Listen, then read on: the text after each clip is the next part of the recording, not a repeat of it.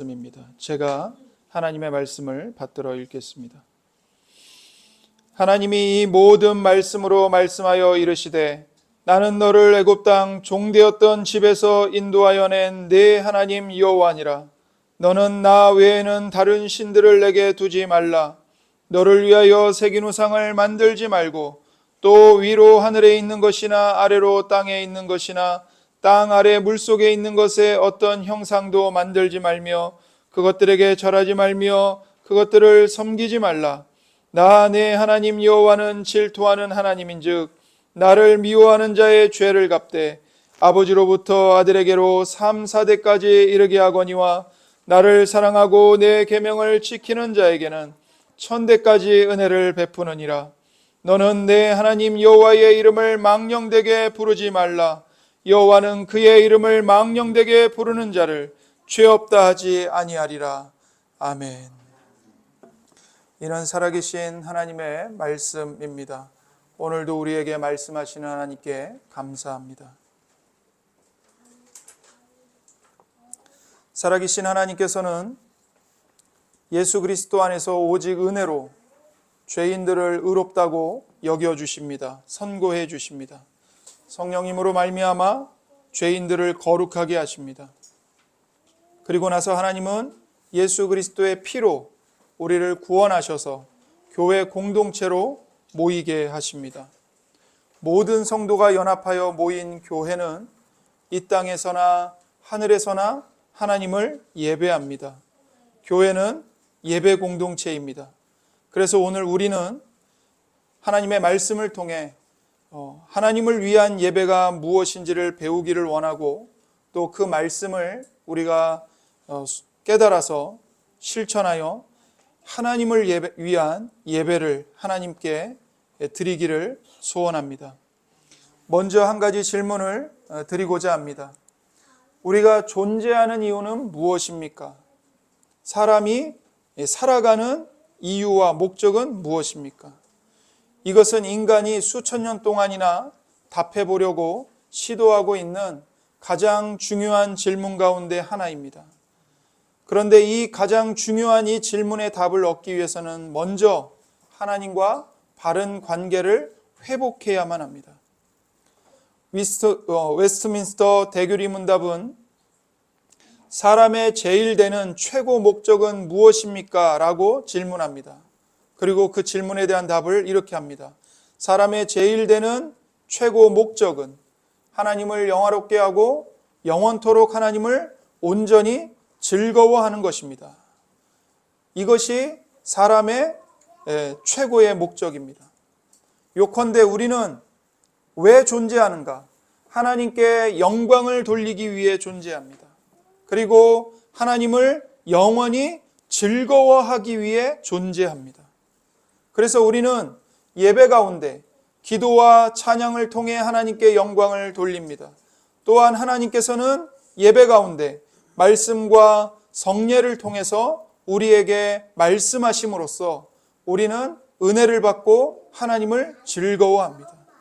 시편 2편 11절 말씀입니다. 여호와를 경외함으로 섬기고 떨며 즐거워할지어다. 여호와를 경외함으로 섬기라고 말합니다. 여기서 섬긴다는 말은 예배를 하라는 것입니다. 예배한다는 말입니다. 예배한다는 뜻입니다. 여호와를 경외함으로 예배하라고 합니다. 그런데 바로 이어서 뭐가 나오냐면 떨며 즐거워할지어다 이렇게 말씀합니다. 하나님을 예배할 때 하나님을 두려워하면서 동시에 하나님을 즐거워하라고 말씀하시는 겁니다. 두려움과 즐거움은 서로 대립하는 것처럼 보입니다. 하지만 실은 경건한 두려움과 즐거움이 공존하는 것이 하나님을 경외하는 마음의 진수입니다. 우리는 하나님의 거룩하심 앞에서 마땅히 두려움을 가져야 합니다. 그리고 두려움을 갖게 됩니다. 그러나 그게 끝이 아닙니다. 그 두려움을 가지면서도 우리를 사랑하시는 하나님의 사랑에 우리의 마음이 이끌립니다. 그 하나님의 사랑에 이끌려서 하나님께서 베푸신 은혜에 감사하며 하나님을 즐거워하게 됩니다. 이것이 바로 하나님을 경외하는 마음입니다.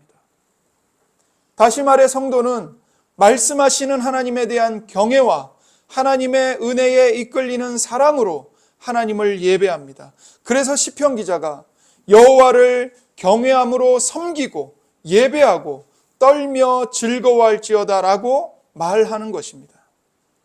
이런 하나님을 향한 경외감 넘치는 사랑을 하나님께 드리고 표현하는 최고의 장이 바로 공적인 예배입니다.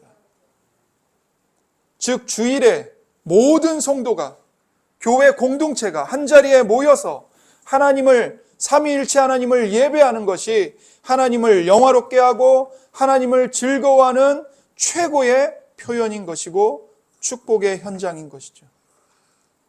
우리의 궁극적 권위는 성경입니다. 성경은 우리의 신학뿐 아니라 우리의 예배도 규정합니다. 예배는 오직 하나님의 말씀이 명령하고 요구하는 것에 근거하여 드려져야 합니다. 성경이 말하지 않는 비성경적인 의식이나 행위를 더해서는 안 됩니다. 성경이 말하는 예배의 요소를 우리 마음대로 제거해서도 안 됩니다. 하나님이 요구하시는 예배 방식 전체가 어디에 있습니까? 성경 안에 있습니다. 이 말은 즉 우리는 하나님의 방식대로 예배해야 한다는 것입니다. 우리 방식대로 예배해서는 절대로 안 된다는 것입니다. 예배는 하나님의 예배이고 하나님에 의한 예배이고 하나님을 위한 예배입니다. 다시 말씀드리겠습니다. 예배는 하나님의 예배이고 하나님에 의한 예배이고 하나님을 위한 예배입니다. 그러므로 우리는 하나님이 원하시는 예배를 드려야지 우리가 원하는 예배를 드릴 수 없습니다. 성경에는 예배하는 방법과 관련해서 반드시 알아야 하는 모든 것이 담겨 있습니다. 오직 성경으로 충분합니다. 성경은 우리에게 생명과 경건에 속한 모든 것을 가르쳐 줍니다. 성경 외에 다른 것은 조금도 필요 없습니다. 성경 외에 다른 것을 가져올 필요가 없습니다. 성경으로 충만합니다. 그러므로 우리는 인간이 고안해낸 모든 예배 요소와 규정을 거부합니다. 모든 교회는 전체 성경을 진지하게 따르고 순종해야 합니다. 그러므로 성경이 규정하는 예배의 원리를 견지해야만 합니다.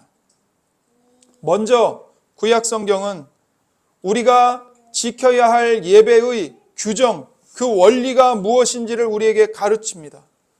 하나님은 10계명 가운데 제1계명을 통해서 유일하신 참 하나님이신 하나님 한 분만을, 그분만을, 당신만을 예배하라고 명령하셨습니다. 출애굽기 20장 3절입니다.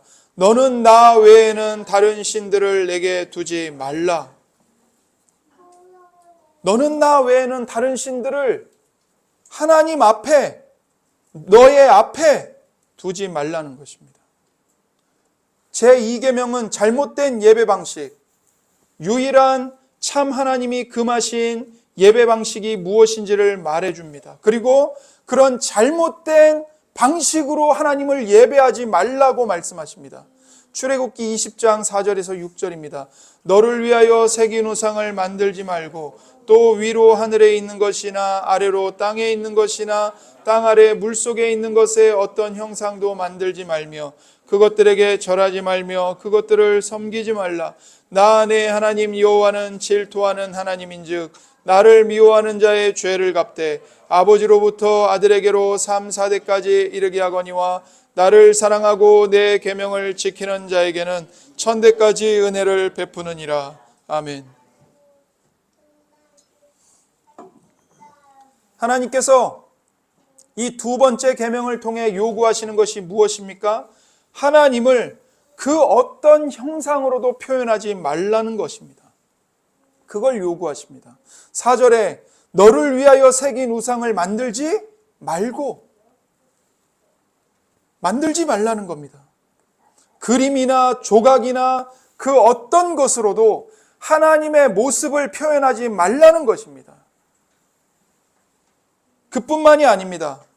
하나님의 말씀으로 명하지 않은 그 어떤 다른 방식으로도 예배하지 말라고 명령하십니다. 하나님을 예배할 때 우리 마음대로 하지 말라는 것입니다. 반드시 하나님이 말씀하신 계명을 지켜서 예배하라고 명령하십니다. 6절입니다. 나를 사랑하고 내 계명을 지키는 자에게는 천대까지 은혜를 베푸느니라. 나를 사랑하고 내 계명을 지키는 자들, 하나님을 사랑하고 하나님의 계명을 지키는 자들에게는 천대까지, 즉 영원히 은혜를 베푸시겠다고 약속하십니다. 그만큼 하나님의 계명을 지키는 것이 얼마나 중요하고 행복한 것인지를 강조하시는 거죠. 또한 하나님을 사랑하는 것과 하나님의 계명을 지키는 것은 절대로 분리될 수 없다고 말씀하십니다. 나를 사랑하고 내 계명을 지키는 자가, 이렇게 말씀하시죠. 나를 사랑하고 내 계명을 지키는 자, 이 두 말이 그리고라는 접속사로 연결되어 있습니다. 즉 하나님을 사랑하는 것과 하나님의 계명을 지키는 것이 같은 겁니다. 동일한 겁니다. 하나님을 사랑하는 게 따로 있고 하나님의 계명을 지키는 게 따로 있는 게 아닙니다. 하나님을 사랑하는 사람 따로 있고 하나님의 계명을 지키는 사람들이 따로따로 분리되어 있는 게 아닙니다. 한 사람입니다. 하나입니다. 같은 것입니다. 하나님을 사랑하는 사람은 어떤 자입니까? 하나님의 계명을 지키는 자입니다. 하나님을 사랑하지 않는 사람은 어떤 사람입니까? 하나님의 계명을 멸시하는 자입니다. 그러므로 하나님을 예배할 때 하나님을 사랑하여 예배한다는 것은 무엇입니까? 하나님의 계명을 지키며 예배하는 겁니다.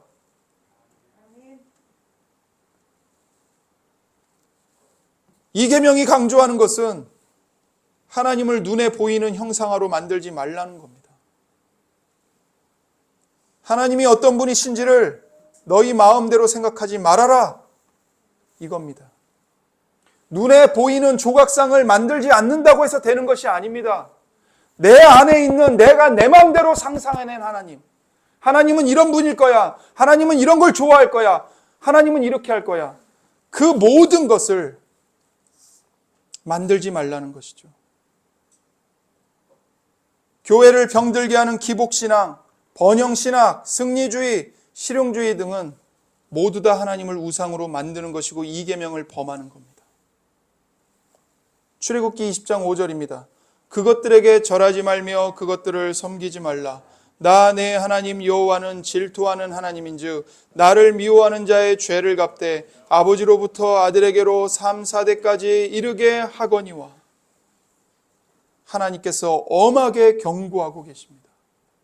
무엇을요? 다른 신을 섬기고 점쟁이에게 찾아가서 점을 보는 것뿐만이 아니라 하나님을 무당과 점쟁이로 만들고 하나님을 우상으로 만들어서 예배하는 자들의 죄까지 하나님께서 금지하시는 겁니다. 그런 죄를 범하는 자들에게 뿐만 아니라 3, 4대 자손에게까지 벌을 내리시겠다고 경고하십니다. 그만큼 하나님 말씀으로 명하지 않은 그 어떤 다른 방식으로도 예배하지 말라고 강력하게 금지하시는 겁니다.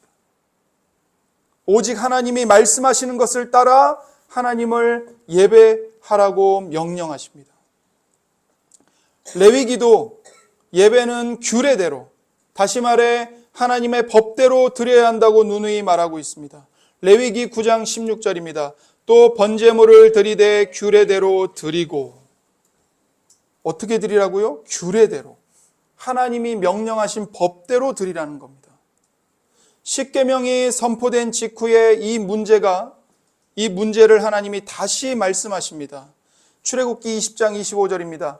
내가 내게 돌로 제단을 쌓거든 다듬은 돌로 쌓지 말라. 내가 정으로 그것을 쪼면 부정하게 함이니라.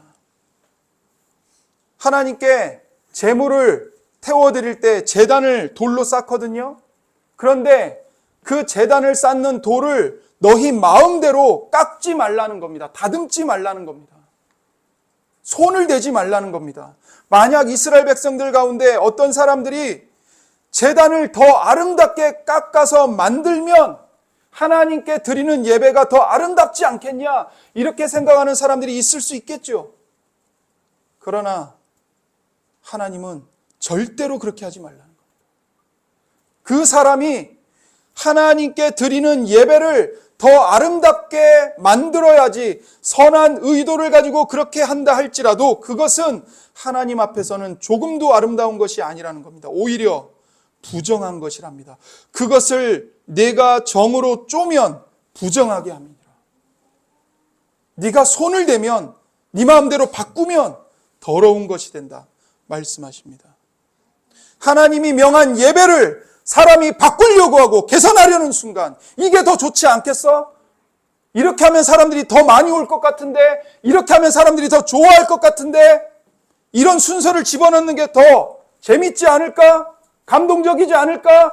그 모든 것, 예배를 개선하는 것이 아니고 도리어 예배를 망치는 것입니다.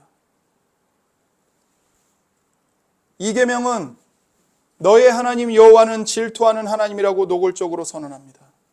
질투하시는 하나님. 이 말씀은 결혼과 관련된 용어입니다. 하나님은 땅의 다른 모든 족속들 가운데서 특별한 사랑으로 이스라엘 백성들을 하나님의 신부로 선택하셨습니다. 이스라엘만 선택하셨습니다. 하나님은 자기 소유만 특별히 원하시고 사랑하십니다. 그래서 하나님은 신부를, 자기 신부를 사랑하시는 불같이 타오르는 질투하는 하나님이십니다. 불같은 사랑으로 하나님의 신부를 사랑하십니다. 이 신부가 바로 이스라엘이고 교회입니다. 여러분과 저입니다. 하나님은 우리를 향해 불타오르는 열심과 사랑을 갖고 계십니다. 그래서 질투하는 하나님이십니다. 우리가 다른 데 눈을 돌리거나 다른 것에 마음을 두거나 하나님을 내가 원하는 이미지로 만들거나 거기에 불같이 질투하십니다. 왜요? 그것들은 하나님이 아니기 때문에. 불같이 질투하시는 하나님이십니다. 그러므로 하나님은 우리도 동일한 열심으로 하나님을 예배하기를 기대하고 바라시는 겁니다. 레위기 10장에는 예배와 관련된 나답과 아비후 이야기가 나옵니다. 이 이야기는 익숙합니다. 하지만 심히 두려운 이야기입니다. 나답과 아비후는 아론의 아들들입니다. 아론이 대제사장으로 기름 부음 받아서 하나님께 제사를 드리게 되었기 때문에 그 아들들도 아버지를 따라 제사장으로 부름받았고 하나님께 제사를 드렸습니다. 그런데 이 두 형제들이 여호와께서 명령하시지 아니하신 다른 불을 하나님 앞에 드렸습니다. 그러자 불이 여호와 앞에서 나와서 그들을 어떻게 했죠? 삼켜버렸습니다. 그들이 여호와 앞에서 죽었습니다.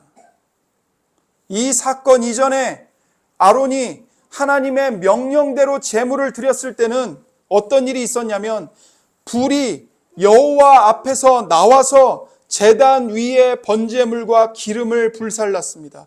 그러나 나답과 아비후의 경우에는 불이 여호와 앞에서 나와서 그들을, 나답과 아비후를 삼켰습니다. 아론 그리고 나답과 아비후 양쪽 다 제사장이었고 똑같이 제사를 드렸습니다. 그럼에도 불구하고 하나님이 완전히 다르게 응답하신 겁니다. 그 이유가 무엇입니까? 아론은 여호와께서 명령하신 규례대로 드렸습니다. 그러나 나답과 아비후는 여호와께서 명령하시지 아니하신 다른 불을 드렸습니다. 그래서 그 결과가 완전히 달랐던 거예요. 생명과 사망, 복과 저주, 완전히 다른 거죠. 다시 말해서 나답과 아비후는 명하지 않은 예배, 금지된 예배를 드렸기 때문입니다. 나답과 아비후가 다른 불을 사용해서 분향한 것이 사소한 잘못처럼 보일 수 있습니다. 나답과 아비후의 경솔함이 용서받을 수 있는 것 아닌가 생각할지도 모릅니다. 분명 나답과 아비후는 거룩한 것들을 제멋대로 의도적으로 오염시키려고 한 것은 아니었을지도 모릅니다. 그러나 색다른 것에 대해서 사람들이 흔히 그렇듯이 나답과 아비후도 새로운 게 더 좋다. 지금까지 해왔던 것보다 다른 것으로 한번 새롭게 해보자. 그렇게 덤벼들었고 그런 성급함이 자신들을 오류에 빠뜨리고 하나님을 진노하게 한 것입니다. 그런데도 어떤 사람들은 나답과 아비후가 받은 심판이 너무 지나친 것 아닌가 생각합니다. 그러나 우리는 하나님을 예배하는 것이 얼마나 거룩한 일인지를 생각해야 합니다. 우리를 구원하시고 우리에게 예배를 명하시고 그 예배를 받으시는 하나님이 얼마나 거룩하신 분이신지를 생각해야 합니다. 하나님께서 우리에게 예배를 드리라고 명하셨습니다. 이유가 뭐죠? 나는 너를 애굽 땅 종되었던 집에서 인도하여 낸 너의 하나님 여호와니라. 내가 사망과 고통 속에 있는 너희들, 죄의 노예로 사로잡혀 있던 너희들을 내 아들 예수의 피로 말미암아 구속했다. 그러니 너희는 하나님을 예배해야 된다. 말씀하십니다. 그 우리를 구속하신 하나님, 예배를 명하시는 하나님, 예배를 받으시는 하나님, 그 하나님의 거룩하심을 깊이 생각한다면 나답과 아비후가 받은 심판이 결코 지나친 것이 아닙니다. 나답과 아비후의 죄는 명백한 범죄입니다. 다시 말해 하나님이 정하신 것과 분명 다른 방식으로 분향했습니다. 그리고 설령 나답과 아비후가 무지해서 그런 잘못을 저질렀다 할지라도 그들은 극히 큰 주의를 기울여야 마땅한 것에 부주의하게 덤벼들었기 때문에 유죄 판결을 피할 수 없었던 겁니다. 나답과 아비후 이야기는 예배에 대한 이야기입니다. 하나님을 예배할 때는 하나님의 말씀대로 예배해야지 인간 자신의 생각이나 바람이 아무리 진심 어린 것이라 할지라도 아무리 우리의 진정성이 담긴다 할지라도 인간이 원하는 대로 예배해서는 안 된다는 것을 우리에게 가르치고 있는 겁니다. 하나님이 명령하지 않은 예배를 드리는 것은 하나님을 모독하는 것입니다. 하나님의 영광을 탈취하고자 하는 것입니다. 나답과 아비후가 불에 삼켜진 것은 바로 이 때문입니다. 하나님은 교회를 향해 특별한 열심을 갖고 계시는 질투하시는 하나님이시라는 것을 우리는 명심해야 합니다. 그래서 하나님은 모세를 통해 아론에게 이렇게 말씀하셨습니다. 레위기 10장 3절입니다. 나는 나를 가까이 하는 자 중에서 내 거룩함을 나타내겠고 온 백성 앞에서 내 영광을 나타내리라. 아멘. 나는 나를 가까이 하는 자 중에서 내 거룩함을 나타내겠고 온 백성 앞에서 내 영광을 나타낼 것이다. 그러므로 우리는 하나님이 명하시지 않은 어떤 낯선 고함물로 예배를 더럽히지 않기 위해 하나님의 명령에 큰 주의를 기울이는 법을 배워야 합니다. 하나님은 절대로 그분 당신의 거룩과 영광을 포기하지 않으십니다. 때문에 하나님은 이스라엘 백성들에게 하나님을 예배하라고 명하셨을 뿐만 아니라 어떻게 예배해야 하는지도 명령하셨습니다. 그래서 제물로 드리는 예배 행위가 규례대로 이루어진 것처럼 예배 장소인 성막도 모세에게 보여주신 본을 따라 지으라고 하신 겁니다. 그 예배를 드리는 장소인 성막조차도 너희들이 원하는 대로, 너희들이 좋은 대로 너희들 마음대로 한번 만들어봐. 그렇게 하신 게 아니에요. 하늘에서 하나님이 설계도를 모세에게 다 보여주신 겁니다. 이렇게 만들어야 돼. 제단은 이렇게 만들어야 되고 법궤는 이렇게 만들어야 되고 진설상은 이렇게 만들어야 되고 등잔대는 이렇게 만들어야 돼. 다 보여주신 거예요. 제사장들이 손과 발을 씻는 물두멍 이렇게 만들어야 된다.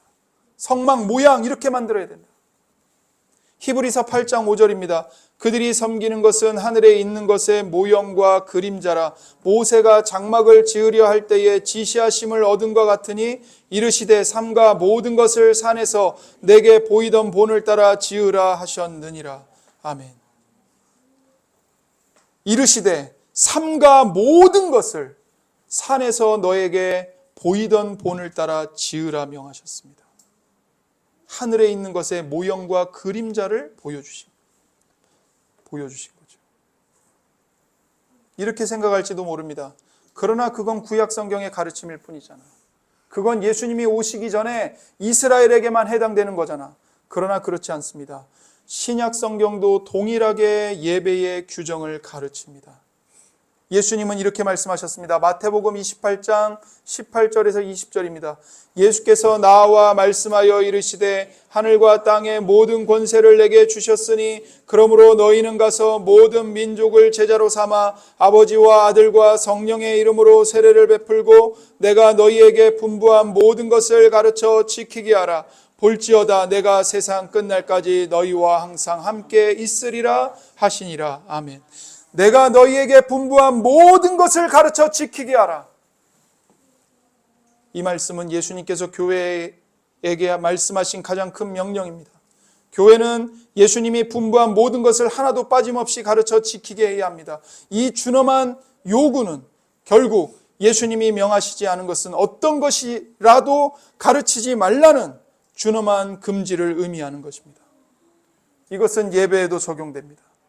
하나님을 예배하는 데 있어 예수님이 분부한 모든 것을 준행하고자 한다면 예수님이 분부하지 않은 것은 무엇이든지 신중하게 피해야 합니다. 예수님은 바리새인들이 하나님을 헛되이 경배하고 있다고 책망하셨습니다. 마가복음 7장 6절과 8절입니다. 이르시되 이사야가 너희 외식하는 자에 대하여 잘 예언하였도다. 기록하였으되 이 백성이 입술로는 나를 공경하되 마음은 내게서 멀도다. 사람의 계명으로 교훈을 삼아 가르치니 나를 헛되이 경배하는도다 하였느니라. 너희가 하나님의 계명은 버리고 사람의 전통을 지키느니라. 왜 하나님께서 바리새인들의 예배를 거부하셨습니까? 예수님이 말씀하신 대로 바리새인들은 사람의 전통을 하나님의 계명보다 더 좋아했고 하나님의 계명을 버렸기 때문입니다.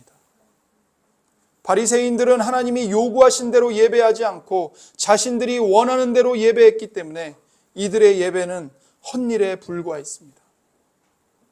같은 맥락에서 사도 바울도 골로새에 사는 성도들에게 경고합니다. 골로새서 2장 18절입니다.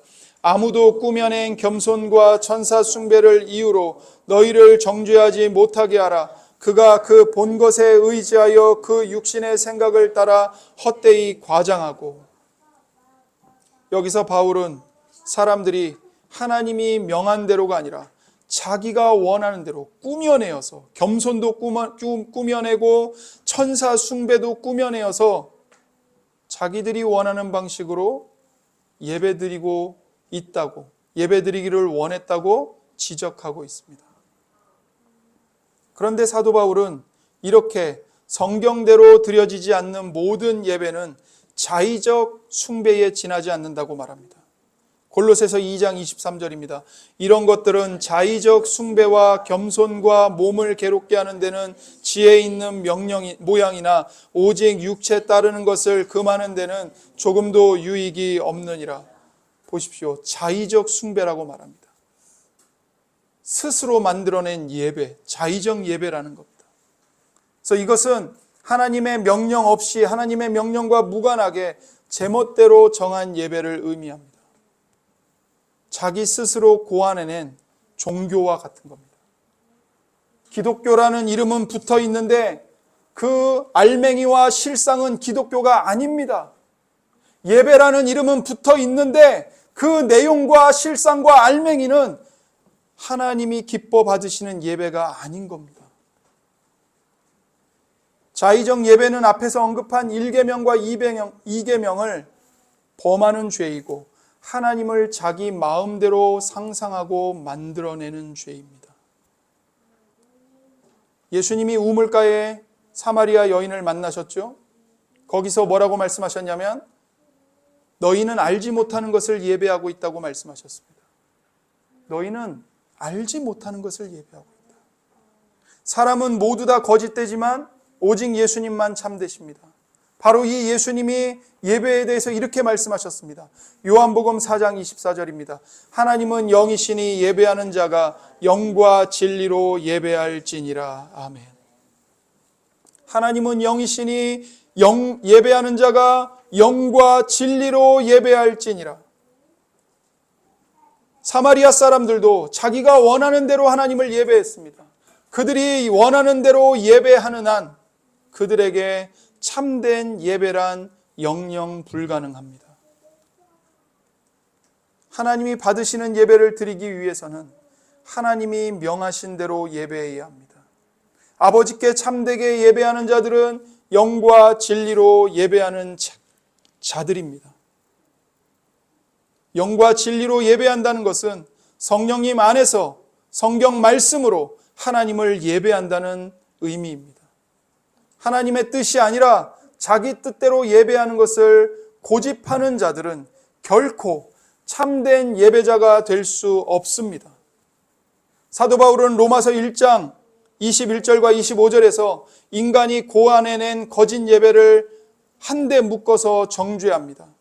하나님을 알되 하나님을 영화롭게도 아니하며 감사하지도 아니하고 오히려 그 생각이 허망하여지며 미련한 마음이 어두워졌나니 스스로 지혜 있다 하나 어리석게 되어 썩어지지 아니하는 하나님의 영광을 썩어질 사람과 새와 짐승과 기어다니는 동물 모양의 우상으로 바꾸었느니라.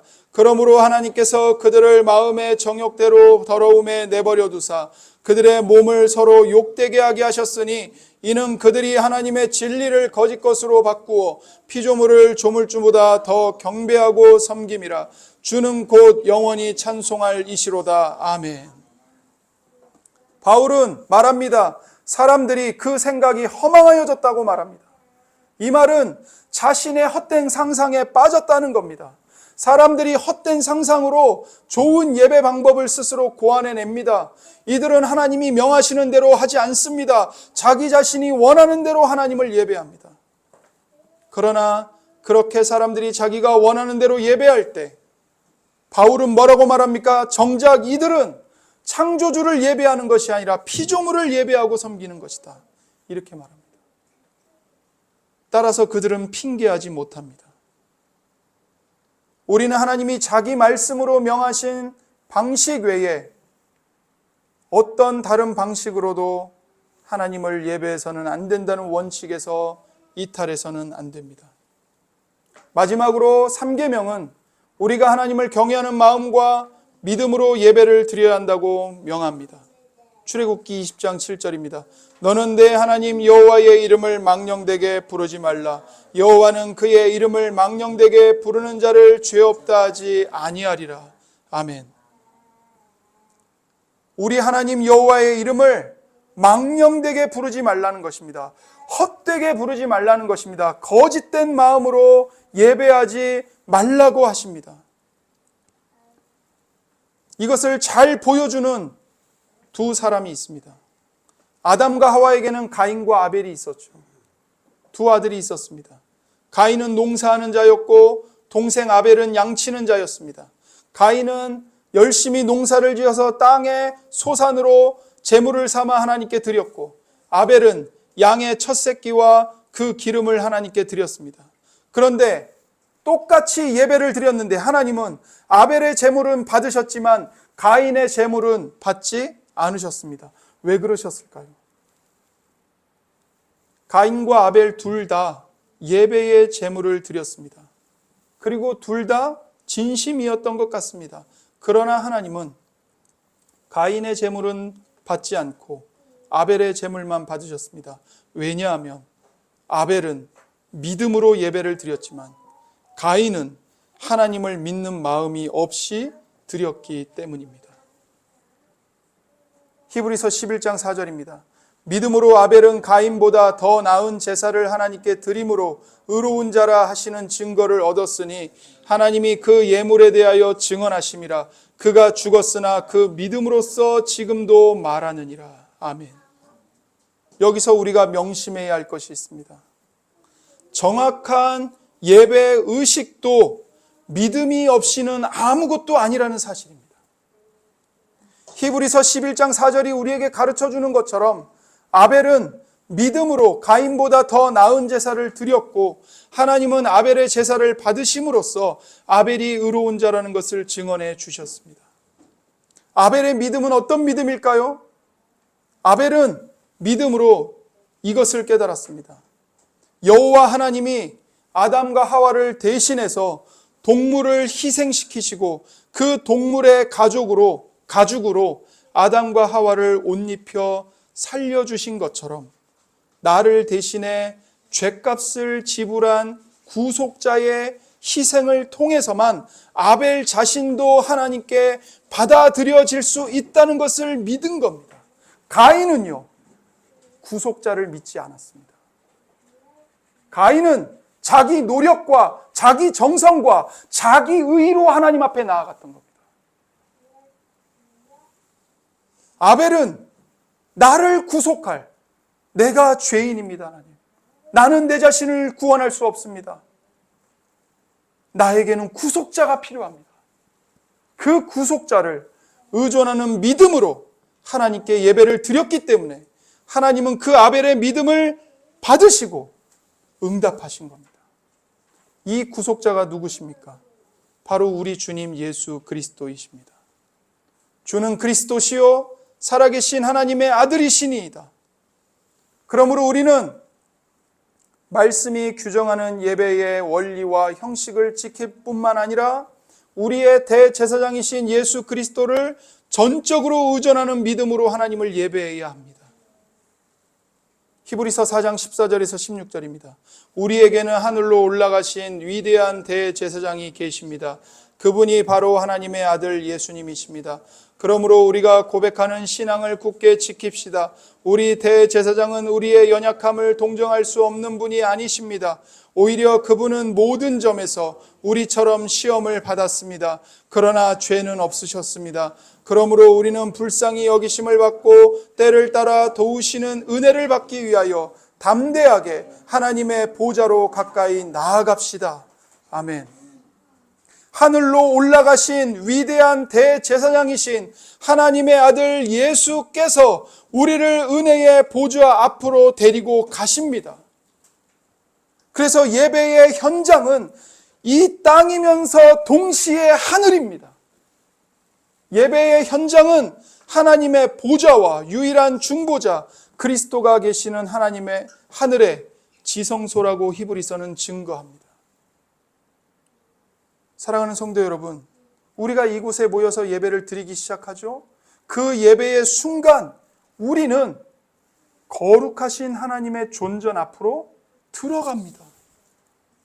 예배의 순간 하늘에 올라가 계시는 예수님 안에서 함께 우리가 하늘에 올라가 앉습니다. 예배의 순간 우리의 영이 실제로 은혜의 보좌 앞으로 올라가는 것입니다. 예배가 시작된 순간부터 우리는 여기에 있으면서 동시에 하늘 보좌 앞에 올라가서 예배를 드리는 겁니다. 히브리서 10장 19절 20절입니다. 그러므로 형제들아 우리가 예수의 피를 힘입어 성소에 들어갈 담력을 얻었나니 그 길은 우리를 위하여 휘장 가운데로 열어놓으신 새로운 살 길이요 휘장은 곧 그의 육체니라.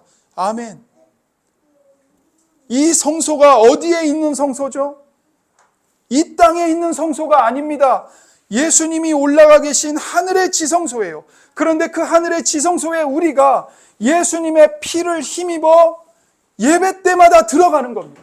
예배 때마다 하늘로 올라가는 겁니다. 동시에 하늘의 지성소가 이곳에 내려옵니다. 또한 우리가 하늘의 지성소에 올라가는 겁니다.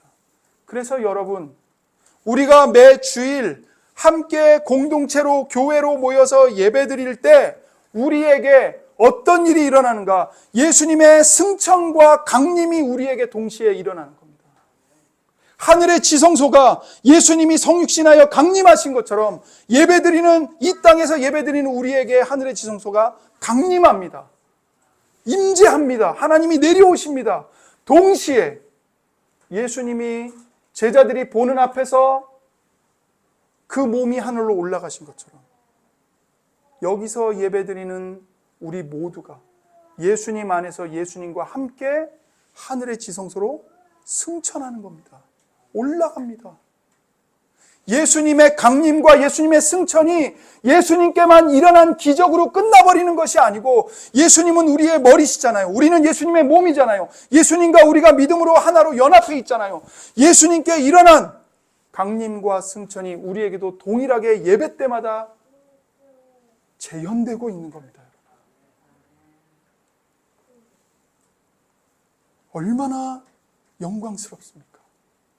얼마나 복된 것입니까? 얼마나 감격스럽습니까? 이것은 거룩함, 성스러움으로 표현될 수밖에 없는 더 높고 깊은 차원의 실제입니다. 예배는 매우 신비한 것입니다. 매우 성스러운 것입니다. 하늘이 이 땅에 내려오고 하늘에 있는 예배자들이 하늘로 올라가는 기적이 일어나는, 재현되는 현장이기 때문에 그렇습니다. 이사야 선지자는 이 예배의 신비와 은혜를 체험하면서 그 하나님의 보좌 앞에서 거룩하다, 거룩하다, 거룩하다는 천사들의 찬송을 들었습니다. 우리도 이 천사들의 찬송을 들으며 우리도 함께 하나님께 거룩하십니다, 거룩하십니다, 거룩하십니다, 영광을 돌리는 것입니다. 예배에서 사람들이 무엇을 좋아하는가는 중요하지 않습니다.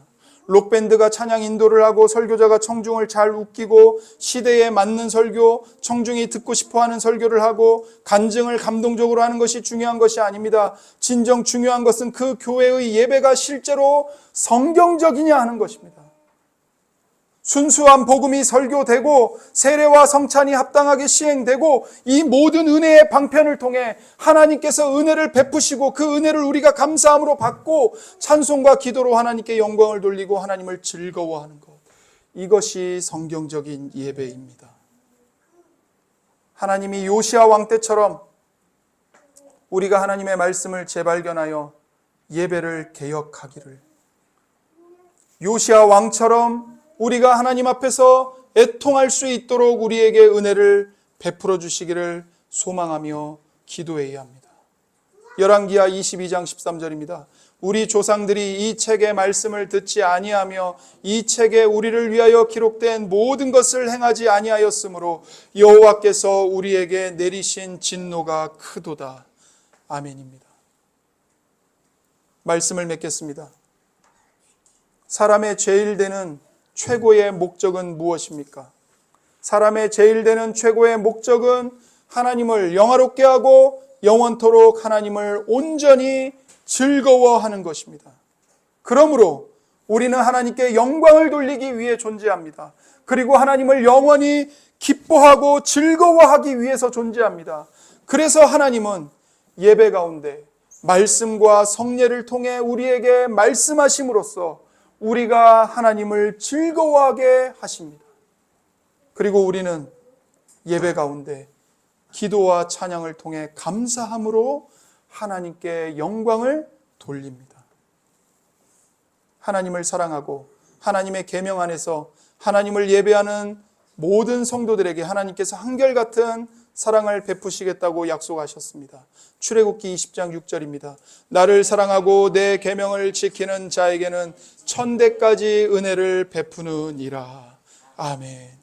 예수 그리스도 안에서, 우리 십자가에 못 박히신 우리 주님 안에서, 부활하신 우리 주님 안에서, 하늘에 올라가 승천하신 우리 주님 안에서 이 약속의 말씀을 모두 다 믿음으로 붙잡으십시오. 하나님을 사랑하고 하나님의 계명을 지키며 하나님을 예배함으로써 영원히 하나님의 은혜와 복을 기쁨으로 누리는 우리 모두가 되기를 바랍니다. 함께 기도하겠습니다. 이 시간 우리 기도하실 때 하나님께서 주신 말씀으로 기도합니다. 하나님 아버지, 우리 모두가 하나님을 사랑하고 하나님의 말씀 안에서 하나님을 예배하는 예배 공동체, 교회 공동체가 되게 하소서. 우리가 참된 예배로 하나님의 사랑을 영원히 즐거워하며 하나님을 영화롭게 하게 하옵소서. 하나님께서 말씀과 성례로 우리에게 말씀해 주시고 우리는 하나님의 은혜를 기뻐하며 감사함으로 기도와 찬양으로 하나님께 영광 돌리게 하소서. 함께 기도